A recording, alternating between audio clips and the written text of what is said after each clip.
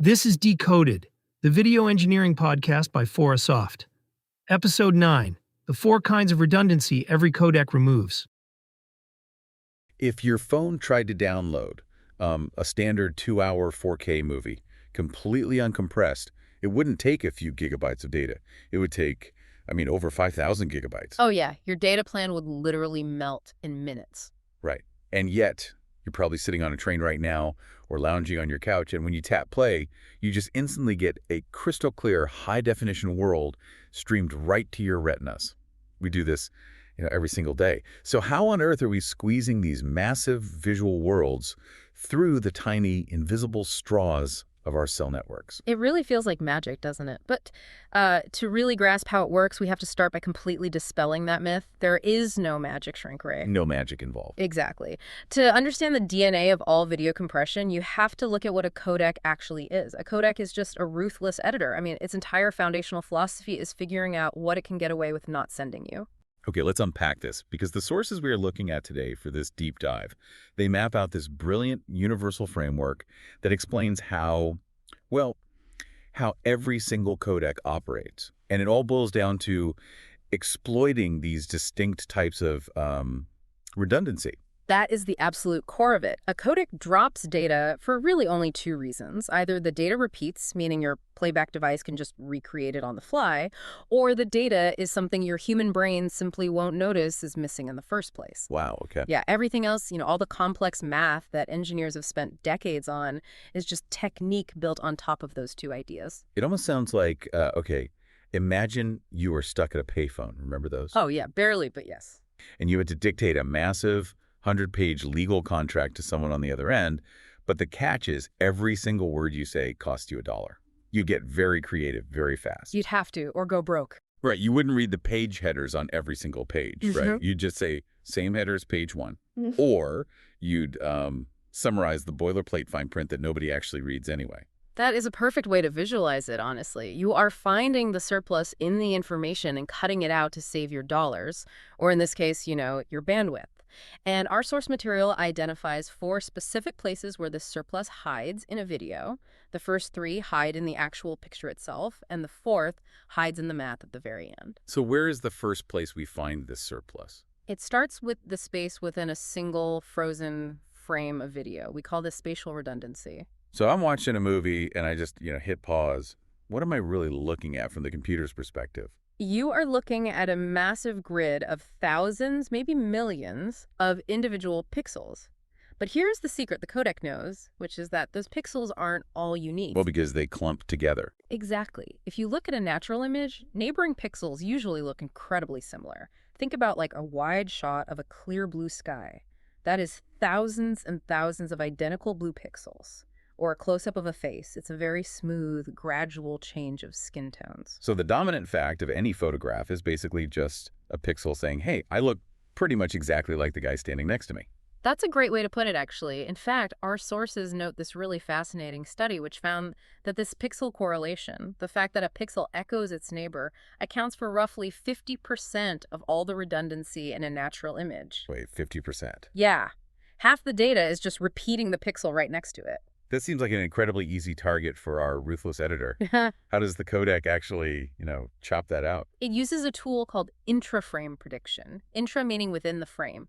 Instead of spending data to send every single pixel in that blue sky, the encoder takes a guess. It just guesses. Pretty much. It looks at the pixels it has already processed, say up in the top left corner, and predicts that the rest of that block will probably be the exact same shade of blue. Okay, wait. I want to make sure I'm getting the mechanics of this right. Is this basically like using the paint bucket fill tool in Microsoft Paint, where you just click once and tell the computer make this whole giant quadrant blue, and then you only have to spend your precious data dollars drawing, say, the one tiny bird flying in the corner? It's very similar to that in spirit, yeah. But it's a bit more mathematical. After the codec makes its paint bucket guess, it compares that guess to the real original picture. And it only records the difference between the 2. Okay. We call that difference the residual. So if the guess is absolutely perfect, the residual is just 0. Yes. And zeros are incredibly cheap to send. By predicting that plain background, the codec turns heavy, cumbersome pixel data into a stream of near zeros. That makes total sense. Yeah, and this is how the very first frame of any video is compressed. It's called an iframe, or a keyframe. It has no past or future frames to look at, so it relies entirely on this spatial intra-frame prediction to squeeze its file size down. Okay, but predicting a blue sky only gives us one flat photograph. If we just use spatial prediction, every single frame of a 24 frame per second movie is still, a heavy photo. How do we link them together across time? Well, that brings us to our second target, temporal redundancy. Temporal meaning time. Right. If spatial redundancy is the sky repeating within a frame, temporal redundancy is the whole room repeating from one frame to the next. Pause a film and step exactly one frame forward. What actually changed in that 1/24th of a second? Usually almost nothing. I mean, the lamp in the background is the same, the wall is the same. Right, so if the codec sent that entire wall and lamp again, it would be saving 99% of the exact same data twice. That is a massive waste of your payphone dollars. Yeah, that would be terrible. So to combat this, the codec uses inter-frame prediction, inter meaning between frames. It uses previous frames as a reference and only records what moved. Let me stop you there because I want to see how far this goes.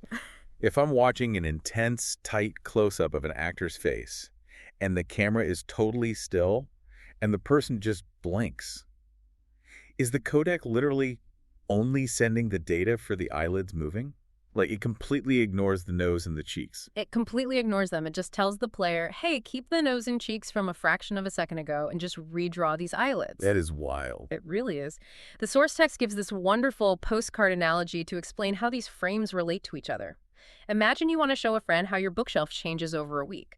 On Monday, you mail them a full, high-quality photograph of the bookshelf. That's your heavy, self-contained iframe. The anchor point. Yes, exactly. But on Tuesday, you don't mail another full photograph. You just mail a cheap little sticky note that says, same as yesterday, but the red book moved one shelf down. I love that. Right. That sticky note is a predicted frame, or a P frame. It refers back to one past frame, and it weighs about half as much as an iframe. But here is where it gets really clever. We also have B frames, or bidirectional frames. Bidirectional, meaning two directions. Yeah, they look backward and forward in time to make their guesses. Wait, hold on. How can a B frame look forward in time? If I'm watching a live stream or even just a movie, the future frame hasn't happened yet. How does it guess based on something that literally doesn't exist? It feels like time travel, but it's actually just a brilliant piece of engineering trickery.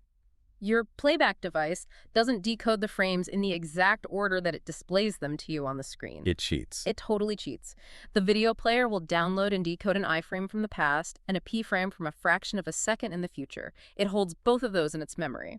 Oh, wow. Then it decodes the B frames that belong in the middle. Because it now knows where a moving object started and where it ended up, predicting the middle is incredibly easy and requires almost no data. That is crazy. So it's basically playing connect the dots with the timeline. And because it has two reference points, a B frame is incredibly lightweight. The industry rule of thumb is a weight ratio of 4 to 2 to 1. Meaning what, exactly? So an iframe costs you 4 data units, a P frame costs you 2, and a B frame only costs you 1. That temporal trickery is where you get massive, massive file size reductions. Okay, so space and time are fundamentally just about finding repeats in the data. You find the repeating sky, you find the repeating wall, and you just don't send them twice. We've squeezed out the spatial repeats and the temporal repeats. But what about the stuff that doesn't repeat? Because this is the part of the source material that absolutely blew my mind. We transition away from the math of the screen, and we start looking at the actual biology of the person watching it. This is our third category, and you're right, it is a fascinating pivot. This is psychovisual redundancy. Psychovisual. Yeah.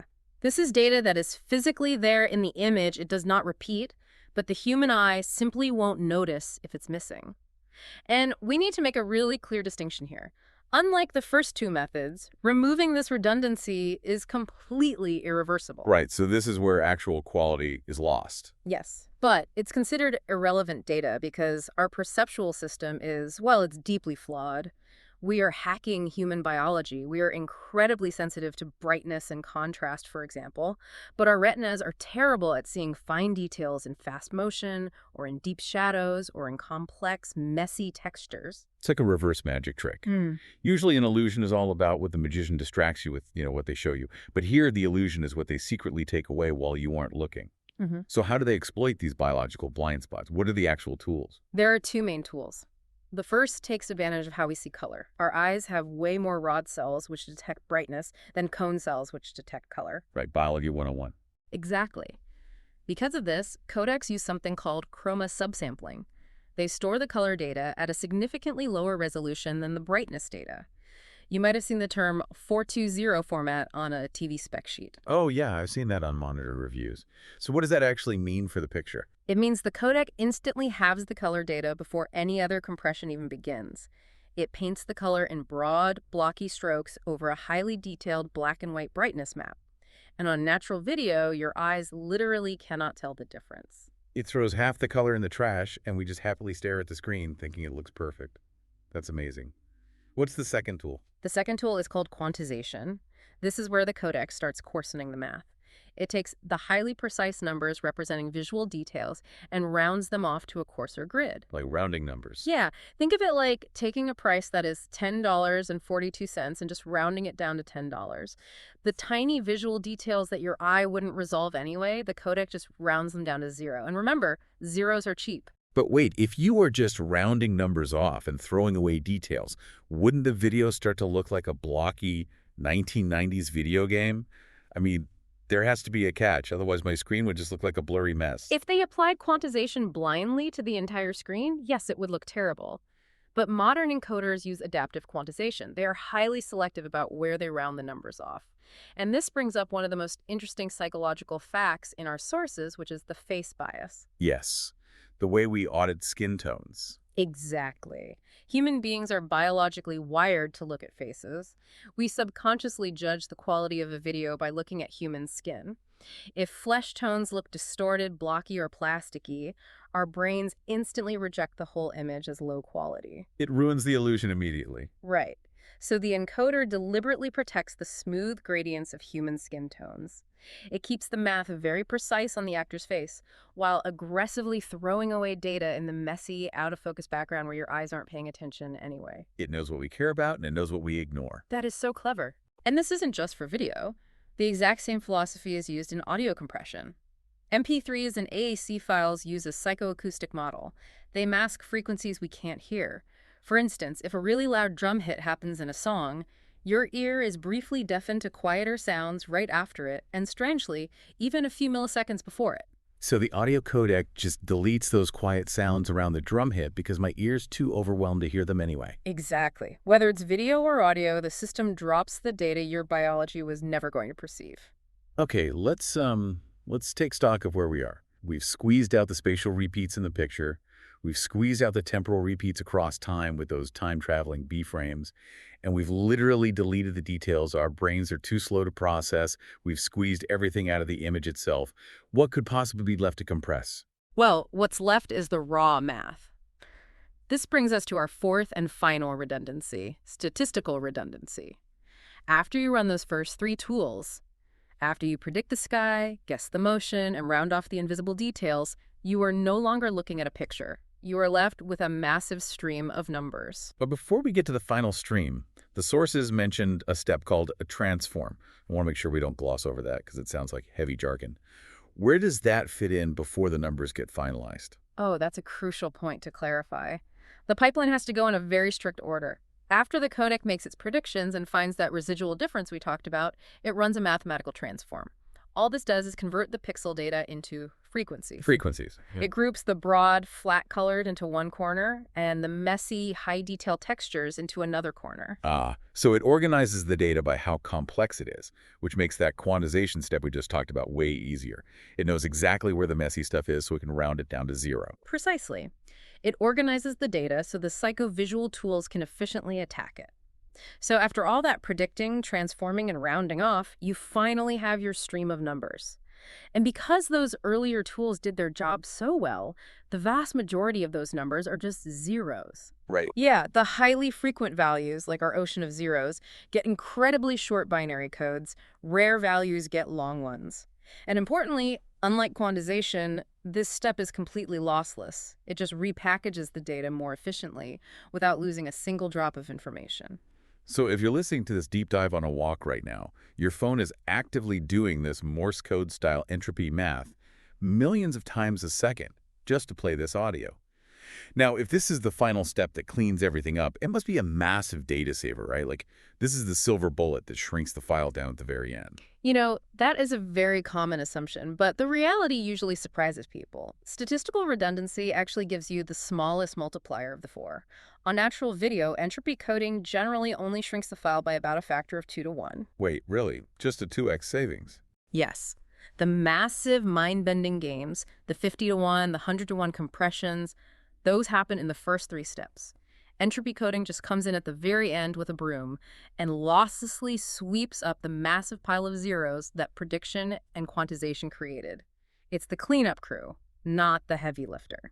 That makes total sense, actually. It only works so well because the first 3 steps completely rigged the game in its favor. Exactly. And that is why decoding the video on your phone or your TV is so much easier and takes less battery than encoding it at the Netflix or YouTube servers. The encoder had to do all the heavy lifting.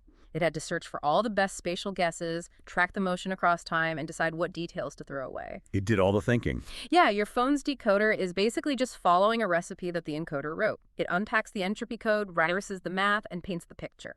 But remember, it can never reverse the quantization. The data thrown away for your visual blind spots is gone forever. Okay, so we've mapped out the 4 redundancies: space, time, the biological mind trick, and the statistics. But I want to bring this into the real world. Every few years, tech companies announce a new revolutionary codec. We went from H.264 to HEVC. Now we hear about AV1 or VVC, and they always boast about saving 30 or 40% more data. So when these new codecs come out, did they discover some secret 5th redundancy? Did someone invent a new trick we don't know about? No, and that is a huge misconception in the tech world. There is no magic 5th idea. Every single modern codec is built on the exact same map of 4 redundancies we just talked about. The generational gains you see with a new codec like AV1 are simply because engineers figured out how to remove those same 4 redundancies more completely. So they didn't invent a new surgery, they just built a sharper scalpel. That's a fantastic analogy. They get much more precise. For example, back in the older H.264 days when the codec was trying to guess spatial pixel patterns, it could only guess in 9 different directional modes. By the time you get to HEVC a few years later, the codec has 35 different directions it can guess from. Oh, wow. So just more options. Yeah, they add sub-pixel precision for tracking motion. They make the quantization highly adaptive to the content. The map hasn't changed since the 1980s. They're just drilling deeper and deeper into each individual block. That's incredible. It's just refinement of the same 4 principles. In fact, to prove how eternal this map really is, our source traces these concepts all the way back to 1953. This is one of the most brilliant engineering feats of the 20th century. Think about this. American engineers had to figure out how to broadcast color television. But the broadcast channel, a 6 megahertz radio frequency channel, was already completely full with the black and white signal. Right, and millions of people already owned black and white TVs. If you just jammed a new signal in there, you'd break everyone's television. Exactly. They couldn't break the existing signal, and they couldn't ask for more bandwidth.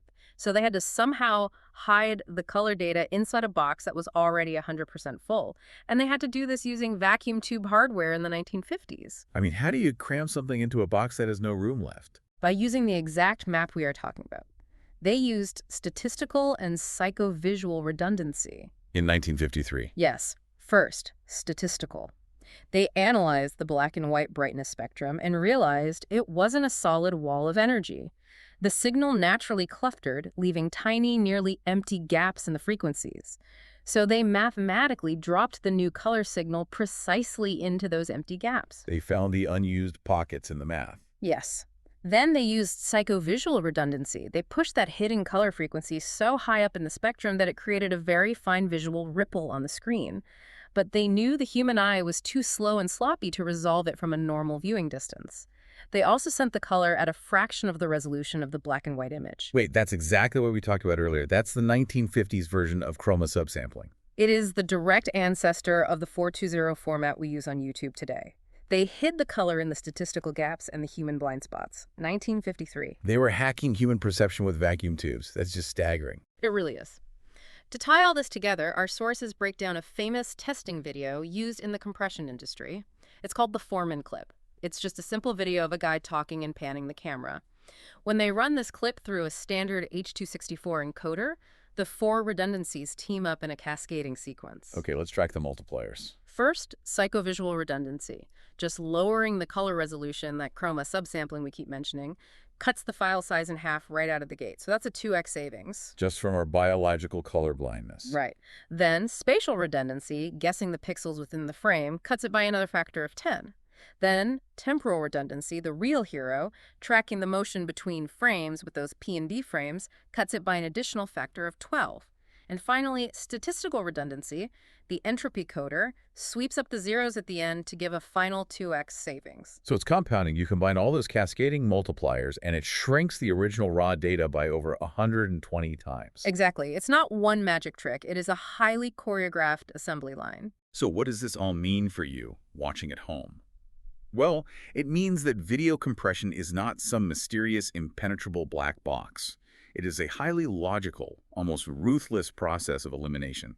The next time you sit down on your couch and fire up a movie in 4K, you'll know exactly what is happening behind the glass. Your screen isn't actually receiving a continuous, perfect stream of reality. It is basically receiving a highly choreographed series of sticky notes, mathematical guesses, and optical illusions designed specifically to fool your eyes and your brain. Which leaves us with a really fascinating philosophical question if you think about it. Oh, lay it on me. If our ultimate modern media codecs, both for video and for audio, are entirely mapped around human perceptual flaws, if they are literally designed to discard whatever our biology is too slow, too blind, or too deaf to process, are we ever actually experiencing a truly objective digital reality? Or are our screens and our speakers, at their very core, just perfectly engineered mirrors of our own human limitations? Wow, are we just staring at our own blind spots? That is definitely something to chew on the next time you press play. Thank you so much for joining us on this deep dive into the hidden world of codecs. Keep questioning what you see, and we'll catch you on the next one. That was Decoded, the video engineering podcast by Fora Soft. Thanks for listening, and see you in the next episode.